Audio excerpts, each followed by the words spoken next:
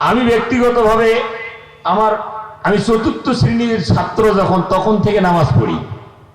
বিগত এক যুগে আমার কোনো নামাজ জামাত ছুটে যায়নি, এমন নামাজি আমি। সুতরাং আমি কি বলতে পারবো এই যে এক যুগে কোনো নামাজ আমার জামাত ছুটে যায় নাই, এরকম চ্যালেঞ্জ দেওয়া লোক এখানে আছেন কেউ? বের হতে পারবেন এমন? কিন্তু আমি কি বলতে পারবো যে এই এক যুগের কোনো ওয়াক্ত নামাজ কবুল হয়েছে? বলতে পারবো? কিন্তু এই কোরআনের মাহফিলে এসে যদি আপনি একটা কোরআনের আয়াত, একটা বাক্যর হুজুরের কাছ থেকে এই নিয়তে শোনেন যে আমি এটা বুঝবো, এই বুঝার নিয়তে যদি শুনে থাকেন, তাহলে আপনার আমল নামায় 100 টাকা কবুল নামাজের সব দেওয়া হবে। এটা কি ছোট কথা? আর যদি এই আজকের এই আলোচনা থেকে কোরআনের একটা হুকুম, একটা আদেশ, একটা আইন আপনি মানবেন, এই সিদ্ধান্ত নিয়ে এখান থেকে বের হতে পারেন। রসুল বলেছেন আপনি 60 বছর ইতিকাফ করলে যে পরিমাণ নেকি হয় ওই পরিমাণ নেকি পাবেন। দুঃখ কষ্ট, আমরা কোরআন শুধু পড়তে চাই, বুঝতে চাই না, মানতে চাই না।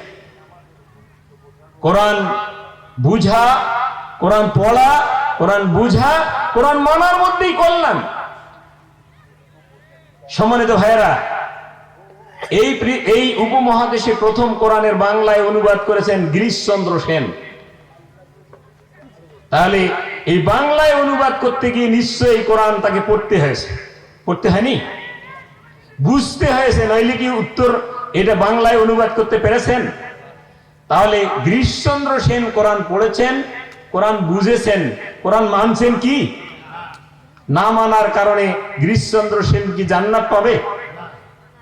সুতরাং আপনাকে আমাকে এই প্যান্ডেলে ঢুকতে হবে এজন্যই যে কোরআন পড়া, কোরআন বোঝা, কোরআন মানার ট্রেনিং নেওয়ার জন্যই আপনাকে মাহফিলে আসতে হবে। এই নিয়ত করে যদি এসে থাকেন, আর এই নিয়তেই যদি এখানে এসে থাকেন, আল্লাহ তাআলা এই জন্যই এই অনুষ্ঠানটাকে জান্নাতের বাগান বলেছেন। দুনিয়ায় যদি কোনো মানুষ জান্নাতের বাগান দেখে চক্ষু শীতল করতে চায়, সেজন্য কোরআন মানার পরিবেশে বসে। কোরআন মানার পরিবেশটা জান্নাতের অংশ। সম্মানিত ভাই ও বোনেরা, তাই আজকের এই মাহফিল থেকে যদি আমরা এই শিক্ষা নিয়ে যেতে পারি, জীবনে কোরআন পড়বো, কোরআন বুঝবো, কোরআন মানবো, তাহলে এই কোরআন আপনার সঙ্গী হবে। কোথায়? এই কোরআন আপনার সঙ্গী হবে 4 জায়গায়: আপনার মৃত্যুর সময়, আপনার কবরে, আপনার ফুলছেরাতে, আপনার হাউজে কাউসারে। এই কোরআন যদি আপনাকে এই 4 জায়গায় সঙ্গী হয়, মৃত্যুর সময় যদি সঙ্গী হয়, কবরে যদি সঙ্গী হয়, ফুলছেরাতে যদি সঙ্গী হয়, হাউজে কাউসারে যদি সঙ্গী হয়, বলুন তো আপনার কোনো দুশ্চিন্তা আছে? আসুন কোরআনের এই আলোচনা থেকে আমরা শিক্ষা নেই। কোরআন পড়বো, কোরআন বুঝবো, কোরআন মানবো, কোরআনকে বিপদের 4 জায়গায় সঙ্গী বানাবো। মহান আল্লাহ তাআলা যেন আমাদেরকে বিপদ মানুষের যে 4 জায়গায়, সেই 4 জায়গায় যেন কোরআনকে আমাদের সঙ্গী বানিয়ে দেন। এই জন্যই এই নিয়তেই আমি কোরআন শুনতে আসবো, কোরআনের অনুষ্ঠানে আসবো। মহান আল্লাহ তাআলা যেন আমাদেরকে কোরআনের ধারক বাহক বানিয়ে দিয়ে মৃত্যুর সময় কবরে ফুলছেরাতে কোরআনকে যেন সঙ্গী বানিয়ে দেন, কোরআনের সুপারিশ যেন ভাগ্যে নসিব করেন। এতটুকু আহ্বান জানিয়ে